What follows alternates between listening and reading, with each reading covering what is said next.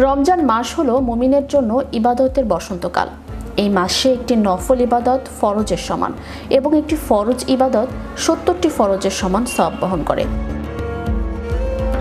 এই রমজানে যে গুরুত্বপূর্ণ আমলগুলো আমাদের সবচেয়ে বেশি পালন করা উচিত তা হলো বিশুদ্ধ নিয়তে রোজা পালন ও তাকওয়া অর্জন। রোজার মূল উদ্দেশ্য কেবল না খেয়ে থাকা নয়, বরং অন্তরে আল্লাহর ভয় বা তাকওয়া সৃষ্টি করা। করণীয়: প্রতিদিন সুবহে সাদিক থেকে সূর্যাস্ত পর্যন্ত পানাহার ও পাপাচার থেকে বিরত থাকার পাশাপাশি অন্তরে এই বিশ্বাস রাখা যে আমি কেবল আল্লাহর সন্তুষ্টির জন্যই এটা করছি। নিয়ত ছাড়া রোজা কেবল উপবাসে পরিণত হয়, তাই প্রতিটি রোজার শুরুতে মনে মনে দৃঢ় সংকল্প করা জরুরি। সহিভাবে কুরআন তেলাওয়াত ও অধ্যয়ন: প্রতিদিন অন্তত এক পারা কুরআন তেলাওয়াত করার চেষ্টা করুন। যারা পড়তে জানেন না তারা শেখার চেষ্টা করুন। শুধু রিডিং পড়াই যথেষ্ট নয়, বরং প্রতিদিন অন্তত 5 থেকে 10টি আয়াতের অর্থ ও তাফসির বুঝে পড়ার চেষ্টা করুন। এটি আপনার চিন্তাধারা ও জীবনে পরিবর্তন আনবে। জামাতের সাথে নামাজ ও দীর্ঘ তারাবি: রমজানের রাতগুলো ইবাদতের জন্য বিশেষায়িত।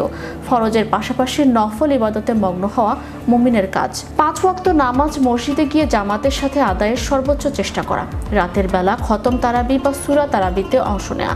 তারাবির মাধ্যমে দীর্ঘ সময় কুরআন শোনার সওয়াব পাওয়া যায় এবং এটি কিয়ামুল লাইলের অংশ হিসেবে গণ্য হয়। তওবা, ইস্তেগফার ও জিকির: রমজান হলো গুনাহ মাফ করানোর শ্রেষ্ঠ মাস। রাসূল সাল্লাল্লাহু আলাইহি সাল্লাম বলেছেন, সেই ব্যক্তি ধ্বংস হোক যে রমজান পেল কিন্তু নিজের গুনাহ মাফ করাতে পারল না। চলতে ফিরতে, কাজের ফাঁকে বা অবসরে আস্তাগফিরুল্লাহ পাঠ করা। এছাড়া সুবহানাল্লাহ, আলহামদুলিল্লাহ ও লা ইলাহা ইল্লাল্লাহু জিকিরে জবান সিক্ত রাখা। বিশেষ করে ইফতারের আগের সময়টুকু এবং শেষ রাতে বেশি বেশি তওবা করা। রমজান মাস আমাদের মাঝে আসে প্রশিক্ষণ হিসেবে। এই 7টি আমল যদি আমরা নিষ্ঠার সাথে পালন করতে পারি তবে আমাদের জীবনধারাই বদলে যাবে। কেবল আচার সর্বোচ্চ ইবাদত না করে প্রতিটি আমলের গভীরে প্রবেশ করা এবং আল্লাহর নৈকট্য লাভের চেষ্টা করাই হোক আমাদের লক্ষ্য।